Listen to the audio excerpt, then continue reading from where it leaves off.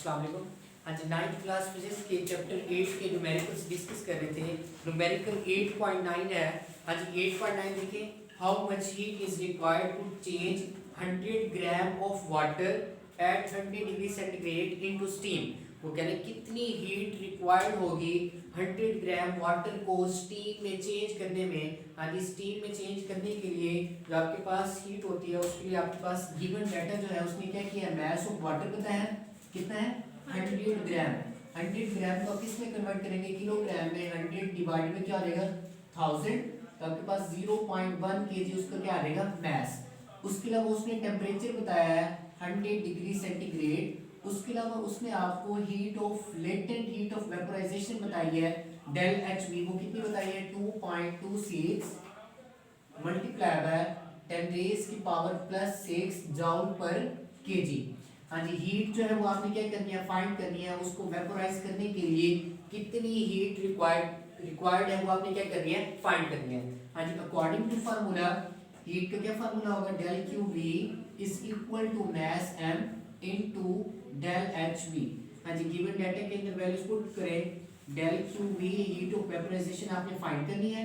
Mess कितना बताया उसने 0.1 मल्टीप्लाई बाय आपके पास क्या हो जाएगा 2.26 मल्टीप्लाई बाय 10 रेज की पावर 6। हाँ जी, देखिए आप डेल क्यू वी जो कि आपने फाइंड करनी है 0.1 को आप 10 रेज की पावर -1 भी लिख सकते हैं। 2.26 मल्टीप्लाई बाय 10 रेज की पावर प्लस 6। हाँ जी, 6 - 1 क्या हो जाएगा आपके पास +5। तो आपके पास हीट जो है वो कितनी आ जाएगी 2.26 मल्टीप्लाई बाय 10 रेज की पावर 5। और हीट जो है वो एनर्जी है। एनर्जी का ऐसे यूनिट क्या होता है, जूल। तो आपके पास हीट की जो वैल्यू है वो कितनी आ जाएगी 2.26 मल्टीप्लाई बाय 10 रेज की पावर प्लस 5 जूल। उसके बाद 8.10 न्यूमेरिकल देखिए। 8.10 न्यूमेरिकल में आपने find the temperature of water after passing 5 gram of the steam eight 100 degree centigrade through 500 gram of water eight 10 degree centigrade. हाँ जी, पहले जो है 10 डिग्री सेंटीग्रेड के ऊपर उसने मैस ऑफ वाटर कितना दिया है आपको 500 ग्राम। कितना है 500 ग्राम। तो आपके पास मैस m1 की वैल्यू है 500 ग्राम।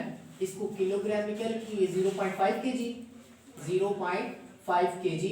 उसके बाद उसके लिए आपने टेम्परेचर जो है उसने आपको दिया है T1 जो कि कितना है 10 डिग्री सेंटीग्रेड। हाँ जी, उसके बाद वो आपसे कह रहा है कि 100 डिग्री सेंटीग्रेड पर 5 ग्राम जो है वाटर वो किस में कन्वर्ट हो जाता है, स्टीम में। किसमें, स्टीम में। हाँ जी, गैस M2 जो है वो उसने दिया आपको 5 ग्राम। इसको आप किलोग्राम में किस तरह लिखेंगे 0.005 kg। उसके बाद टेम्परेचर जो है T2 वो उसने कितना दिया है 100 डिग्री सेंटीग्रेड। कितना दिया है 100 डिग्री सेंटीग्रेड। उसके लिए उसने ब्रैकेट में आपको कुछ और गिवन डाटा भी दिया हुआ है। उसने आपको स्पेसिफिक हीट बताई है वाटर की, वो आपको याद होनी चाहिए कितनी होती है 4200 जूल पर केजी पर केल्विन।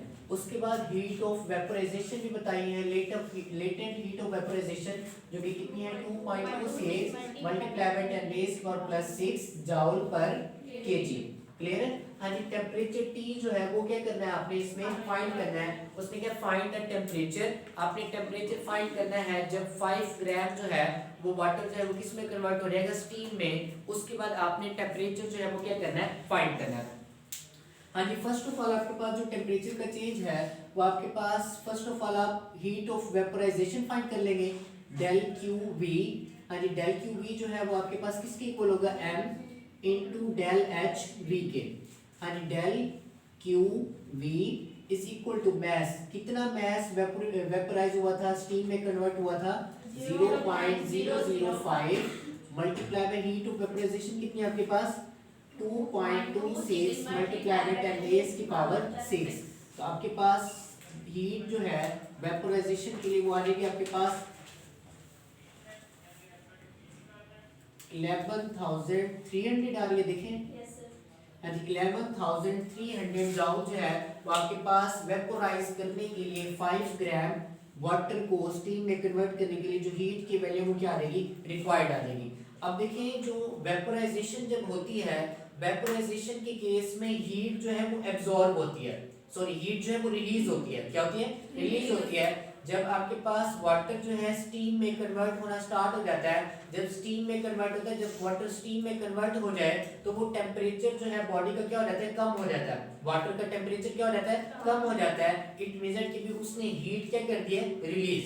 तो आपके पास जो वेपोराइजेशन के लिए हीट होती है वो आपके पास कौन सी फॉर्म होती है, रिलीज फॉर्म होती है। जो हीट रिलीज होती है ये आपके पास रिलीज्ड हीट होती है। कौन सी हीट होती है, रिलीज्ड हीट। उसके बाद आपने इसकी दूसरी हीट भी फाइंड करनी है जो कि आपके पास क्या होगी, del Q is equal to M C del T temperature.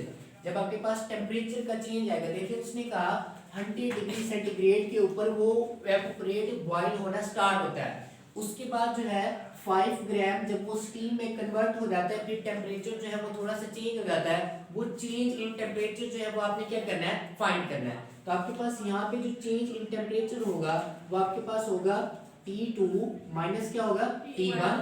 T2 वो टेम्परेचर होंगे, चेंज इन टेम्परेचर जो है T2 माइनस T1 आ जाएगा। T1 टेम्परेचर क्या आपके पास T है, T2 क्या होगा आपके पास 100 डिग्री सेंटीग्रेड, 100 प्लस इसको केल्विन में चेंज करेंगे तो 373। चेंज इन टेम्परेचर क्या आ जाएगा, T2 की वैल्यू कितनी है, 373 माइनस T। अब इसमें जो है मेन इक्वेशन में अपनी वैल्यू जो है हम पुट करते हैं, डेल क्यू जो कि हीट है, हाँ जी, मैस m कितना है उसका 0.005 मल्टीप्लाई बाय उसकी जो हीट है वो कितनी है आपके पास, specific heat 4200। Change in temperature कितना आपके पास 373 माइनस टी। हाँ जी, देखिए del Q is equal to 4200 को 0.005 से मल्टीप्लाई करेंगे 21 आएगा, 21 इंटू 373 माइनस टी। हाँ जी, देखिए इसको ऐड करें, सॉरी मल्टीप्लाई करें इसको 21 को 7833 माइनस 21 टी।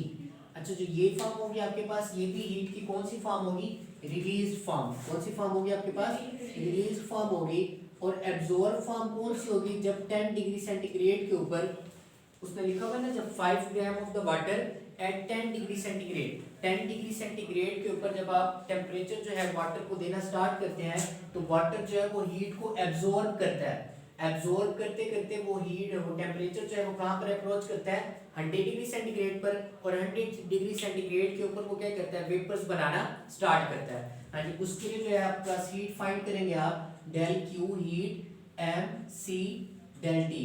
हाँ जी, इसमें तो आपके पास चेंज इन टेम्परेचर जो है तो आपके पास क्या आएगा, T1 जो है वो आपके पास क्या आ जाएगा, 10 डिग्री सेंटीग्रेड है।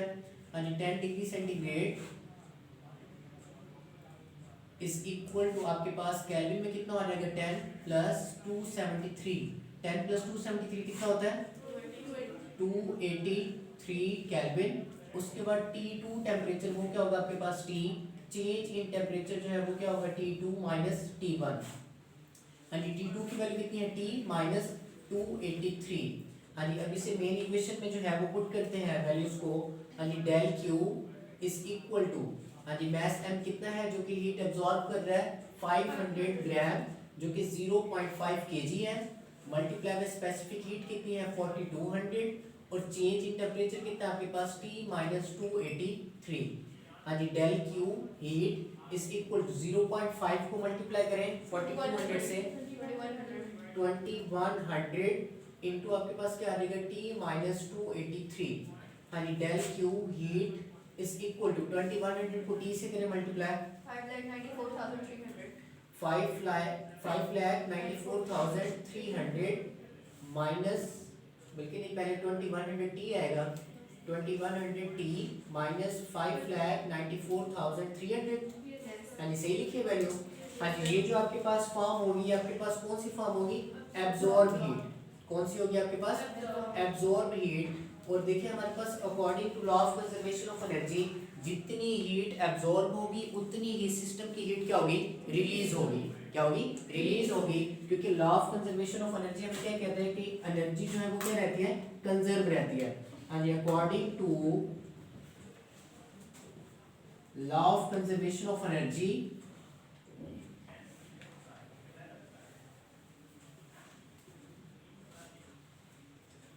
Law of conservation of energy क्या बताती है आपको, एब्जॉर्ब हीट जो है, जितनी हीट एब्जॉर्ब होगी एवोपरेट होने पर उतनी हीट क्या होगी, रिलीज होगी। हाँ जी एब्जॉर्ब हीट जो है वो इक्वल होगी रिलीज हीट के। हाँ जी एब्जॉर्ब हीट कौन सी है आपके पास, ये वाली।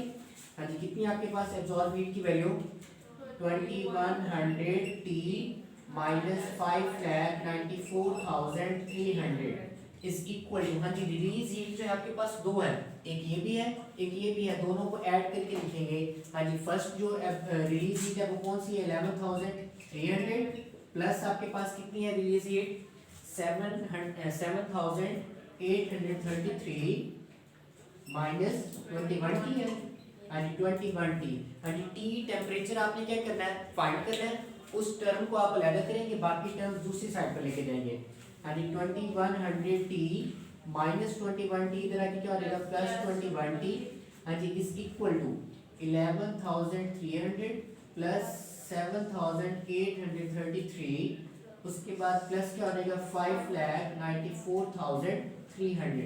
हाँ जी इन तीनों वैल्यूज को ऐड करें, इधर तो आपके पास आंसर आ जाएगा 2121 टी इज इक्वल टू, हाँ जी इन सबको ऐड करें कितना आ रहा है आंसर 61,000